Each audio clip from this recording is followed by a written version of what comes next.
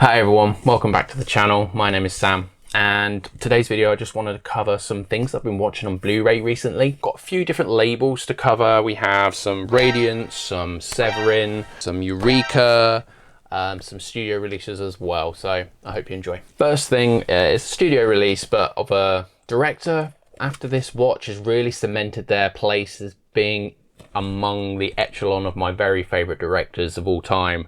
And this was a long overdue watch. I've been wanting to watch this for a long time and talking about Paul Thomas Anderson's Licorice Pizza. Stacked cast, wonderful coming of age romance story set in the 70s about a sort of failed child actor who's basically trying to make his way in the world business wise, and his relationship with an older woman played by Alana Haim from the band Haim, I think that's how you say it. It's just wonderful, absolutely incredible. I love the music choices in the film, the cinematography. Paul Thomas Anderson is just very much on my wavelength. He can make very different films. Like, this is nothing like, say, Phantom Thread or even, you know, There Will Be Blood. It's very engaging and I loved pretty much everything about it. There's some great cameos from people like, not really cameos, but just really small roles from people like Sean Penn and Tom Waits, you know, who I love, Tom Waits' music, and he has got some really great acting performances in his career as well, and he's really good in here. And Bradley Cooper absolutely steals the show when he's on screen as well, and yeah, highly recommend. And yeah, next I want to highlight a box set from Radiance. This was their first box set. I'm talking about the Cosa Nostra set. This is 3 films starring Franco Nero by Damiano Damiani, and in particular I wanted to talk about Day of the Owl, starring Franco Nero, Claudia Cardinali and Lee J. Cobb, and this was wonderful. This is not quite my favourite thing that Radiance have put out, but it's very, very close. So as the box set suggests, this is about the mafia, and it's about a straight detective cop played by Franco Nero who is investigating the murder of a construction worker and how it all intertwines with the community and how the mob might be involved. And it's just masterfully made. Nothing too crazy in terms of like plot, but it's just executed and acted and shot and edited in such a great way that it was very, very engaging, and you know, one of the, again, like Licorice Pizza, one of the best watches I've had of the year as well. Should also mention the rest of the box set is absolutely phenomenal. Possibly at this point front runner for box set of the year, but I feel that the next thing I'm going to talk about eventually may pip it to the post for different reasons. But yeah, this is wonderful and I highly recommend picking this up. But in particular, Day of the Owl was chef's kiss. So as I mentioned about the Cosa Nostra set, the next box set, I am having a very strange journey with talking about the Indicator release of From Hollywood to Heaven. So this is the Ormond family. So this is the Lost and Saved films of the Ormond family. It's put out by Indicator, as I said. And it's produced by Nicholas Winding Refn, who's super into low budget, cult, underseen things, and is happy to, you know, put his money in for restoration and distribution purposes. So the Ormond family were a successful group of people that made a bunch of exploitation films very early, sort of into the 50s and 60s. So nothing too extreme for today's standards, but they were very successful in doing this, and they survived a plane crash in the late 60s, I believe, and basically became born again Christians, and then decided to shift their filmmaking focus into religious films, but that still retained their exploitation elements, which is fascinating. I am deep in on this set. I think I'm not going to talk any more about what I've seen in here. I'm so interested in everything that I've watched so far. Maybe watched at this point, there's 13 films in here, 14 technically, because one film is a bonus feature, and I think I've seen 6 now. Yeah, The films vary in quality drastically, not just in terms of how good they are, but in terms of the elements, because unfortunately a bunch of the film elements were destroyed in a flood 10 years or so back. So some of these are basically like VHS tape rips, because they're the best available sources sort of thing. That's what they look like. I'm not sure exactly that's what they are, but anyway, I feel I'm going to do a video covering this family. I even managed to, I was so interested, I've ordered the big Fab Press Jimmy McDonough tome book that's about this family from Indicator. Yeah, very impulsive, insane buy on my part, but I really feel like that's something I'm going to dig into and cherish as something in my collection. So moving on to something else. Yeah, let's talk about this one. I unfortunately had food poisoning for the first time in my life. Not that I ever wanted to get food poisoning, but I had food poisoning, and when I was starting to feel just a little bit better after a few days of feeling extremely unwell, I thought I need something to put on that's a bit more fun and just easy watching. So this has been sat on my shelf for a while, and I thought now was the time to watch it. And talking about The Night of the Demons, this is just, without going too deep into this, it's just a really fun sort of demon possession haunted house sort of story where a bunch of teenagers go and party at this abandoned mansion, and all hell breaks loose. And it's very, very fun. It's got some great music choices, and it's just what I needed as a pick-me-up after I had food poisoning, basically. But this is something not going to be a perennial watch or anything, but this is definitely something I want to keep in my collection. I'm quite a big fan of like 80s schlocky,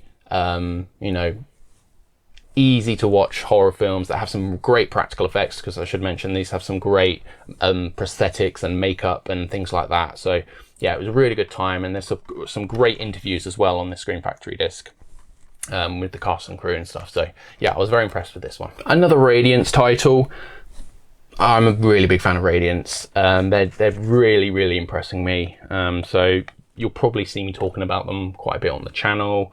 But yeah, this was one that stood out from a few of the recent releases that they've had. I'm talking about OC and Styx. This is a Robert Altman film from 1987. And this is a play on the sort of 80s teen coming of age comedy type films. But it's Robert Altman doing that film. So it's not as straightforward as like a copycat of those sorts of films that were very prominent in the 80s, like the John Hughes films and things like that. So this is more of a socio-political commentary and satire. I wasn't sure on the tone of the film within the first 10 minutes, but then when I got the gist of what Altman is doing here, I was along for the ride, and there are some incredible scenes. This film definitely rewards people who are a fan of different genres of cinema, as there are a lot of homages to different films and specifically and stuff like that. And I thoroughly enjoyed this one, and yeah, it's a wonderful release. Even though it's still like a lesser Altman, that's not necessarily to say I didn't think it was great, because it was. It's just not on the level of, say, Three Women or Nashville or any other great Altman film from like the 70s, like MASH and things like that. But this is still something that people should check out if they're interested in Altman and they're on the fence about whether they want to see Altman do a teen comedy film. It may be marketed as that on the surface, but it has a lot more to say about America in the 80s, and it's just wonderful. Next up is a film that I hadn't seen since my childhood on VHS. I grew up watching a lot of martial arts films, particularly things like Jean-Claude Van Damme and Steven Seagal, things like that. And I always have fond memories of specifically Jean-Claude Van Damme films, but I'm afraid to watch a lot of them because I don't want to ruin the nostalgia of what I felt for them, because I feel like some of these films won't stand up. But one of the ones that I had to pick up and rewatch was John Woo's Hard Targets. This is quite a nice shiny steelbook here, 4K, and I have to say the 4K looks stunning. A lot of people are hit and miss on John Woo, especially after he moved to Hollywood and started making films there. I, on this rewatch, was absolutely loving my revisit. I feel a lot of my enjoyment for this film was nostalgia. I found it very hard to look at it from the perspective of someone who hadn't seen it in 20 years, maybe watching it for the first time, but I remember quite a lot of the beats as I, watched this VHS tape so many times when I was a kid, and it's just ludicrous. Some of the editing choices and the freeze frames and just the choices in action choreography are just nuts, but I love it. Great performance by Lance Henriksen in it. Jean-Claude Van Damme's pretty good as well. Maybe not his best role, but I love the film. And it's the sort of film I can feel I'd look forward to showing my son when he's old enough to, watch this sort of action film when he's a bit older. So yeah, really enjoyed adding this to the collection and rewatching it recently. Next up, a very long-awaited and, sought after sort of release for me personally. It was released recently by Masters of Cinema series, and talking about the Andreas Alaska set, which includes The Third Part of the Night, The Devil, and On the Silver Globe. Now, I've only watched the third part of the night from this set, and I really wasn't impressed with it. The transfer of the film is stunning. I can't fault that. The film presentation is great. The extra, there's an interview on the disc about the third part of the night by Michael Brook, and he gives some context about Zulaski's upbringing and his general outlook and where he's lived, and just generally about Zulaski. So it gives you some context about the film. I don't know why I didn't connect with this one. I think Possession is one of the greatest films ever made. It's in my top 10 films. It's my favorite horror film of all time.